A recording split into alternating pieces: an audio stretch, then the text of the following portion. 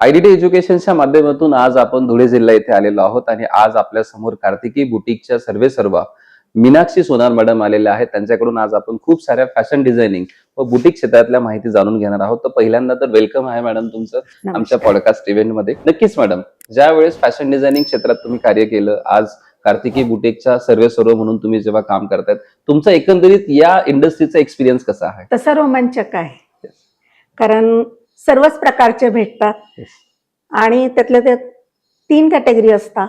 एका कॅटेगरीला फॅशन माहिती असतं, बरोबर, दुसऱ्याला थोडं अर्धवट ज्ञान असतं आणि तिसऱ्याला फक्त चांगलं पाहिजे. बरोबर. तर माझ्यासाठी जे फक्त चांगलं पाहिजे एवढे म्हणतात ना, ते सगळ्यात बेस्ट, कारण की ते ऍटलिस्ट आपलं ऐकतात. सेकंड मध्ये असं येतं की ज्यांना थोडंसं माहिती आहे तर ते अजिबातच आपलं ऐकायला तयार होत नाही की नाही मला असंच पाहिजे, मला असंच पाहिजे. पण असंच पाहिजेसाठी बाकी गोष्टी गरजेच्या असतात.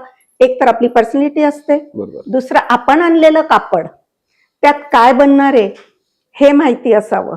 मला हे पाहिजे म्हणून असंच, पण त्याच्यासाठी ते कापड पण पाहिजे. जसं आपल्याला ब्लेझर घालायचं आहे तर ब्लेझरसाठी लागणारं कापड हे डिफरंट आहे. तुम्ही कुठलंही कापड उचलाल किंवा सिफॉन घ्याल आणि मला ब्लेझर बनवून द्या तर ते नाही बनत. तर हा एक फरक असतो आणि रोमांचक असतं हे सगळं, मजा येते. ज्यावेळेस तुम्ही बुटीकच्या सर्वेसर्वा म्हणून काम करतात, असं कधी घडतं का ऍज अ फॅशन डिझायनर सारखं आपण काम करतो, डिझायनिंग कॉस्ट्युम्स वरती वर्क करतो, खूप मेहनत घेतो नवीन नवीन डिझाईन्स बनवण्यामध्ये, नवीन नवीन आयडियाज मध्ये, आणि बाकीचे लोक त्याला ऍज अ टेलरिंग म्हणून बघतात, मग त्यावेळेस तुमचा तो टोन कसा असतो? थोडं वाईट वाटतं, कारण टेलरिंग हे क्षेत्र पूर्ण वेगळं आहे आणि फॅशन डिझायनिंग हे पूर्णच वेगळं आहे.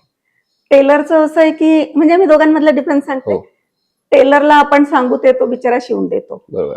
ते खराब आहे वाईट आहे असं नाहीये, पण ते सांगितलेलं काम करणारे.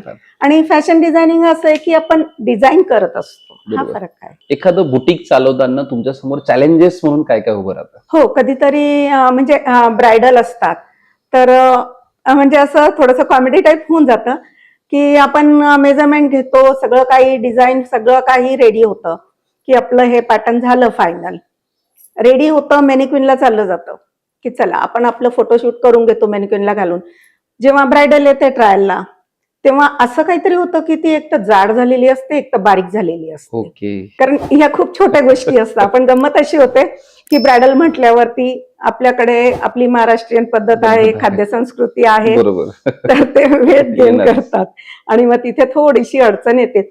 मग कसं आहे की समोरच्याला आपण थोडं 19-20 दिलं ना, मग त्याचा जरा चेहरा डाऊन होतो, आपल्याला ते नको असतं. मग त्याच्यासाठी पण आम्ही उपाययोजना केली की अशा कंडिशन मध्ये ब्रायडलला 8 दिवसाच्या वरचा पिरियड द्यायचाच नाही. 8 दिवसातच आपण ट्रायलला बोलवतो, मग आपल्याला ह्या अडचणी येत नाही. बुटीक सुरू करताना तुम्हाला कुठल्या कुठल्या प्रकारच्या अडचणींचा सामना करावा लागतो? अडचणींचा असं खूप नाही, पण हो, कारण की बघा, म्हणजे ते एक युनिट असतं पूर्ण.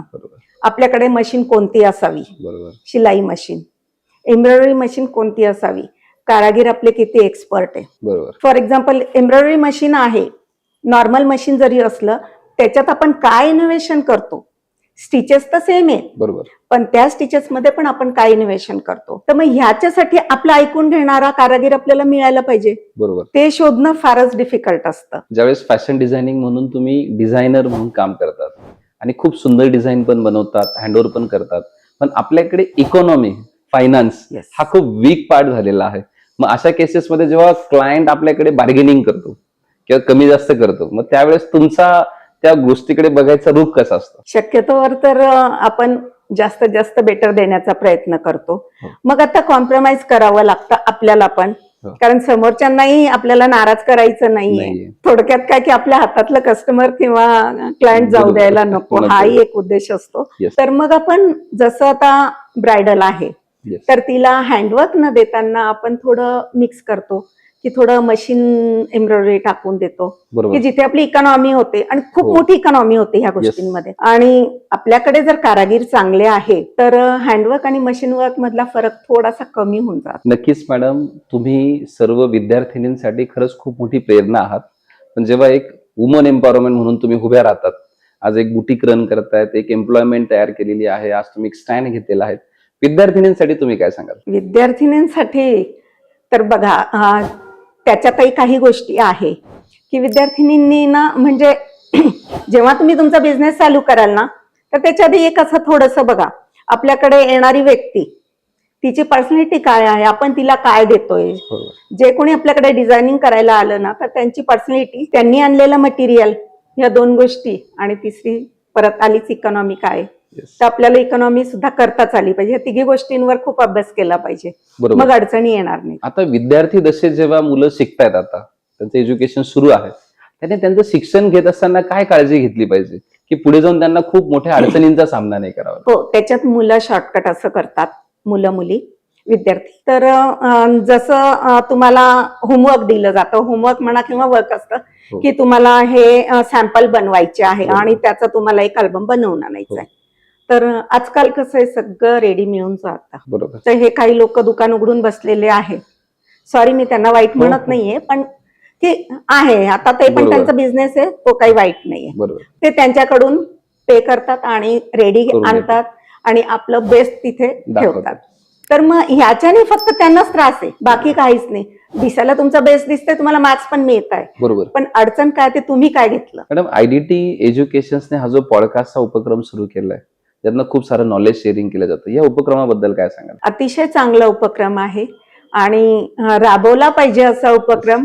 मुलांना ह्याच्यातून बऱ्याच गोष्टी चांगल्या शिकायला मिळतील आणि तुम्हाला जे प्रॅक्टिकल दिले जातात ते तुम्ही स्वतः करा.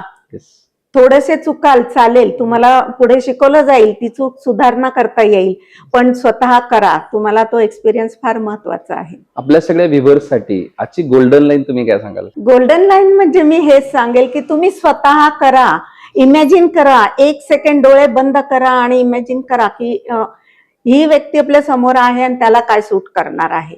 एवढं तुम्ही इमॅजिन केलं ना, तर तुम्हाला सगळं काही सोपं जाणार आहे. येस, नक्कीच मॅडमांनी आपल्या समोर खूप सुंदर असं नॉलेज दिलेलं आहे. नक्कीच मीनाक्षी सोनार मॅडम, तुमचं खूप खूप आभार. आयडीटी एज्युकेशनच्या इव्हेंटसाठी तुम्ही तुमचा वेळ दिला त्याबद्दल मनापासून धन्यवाद. आभारी. Thank you madam.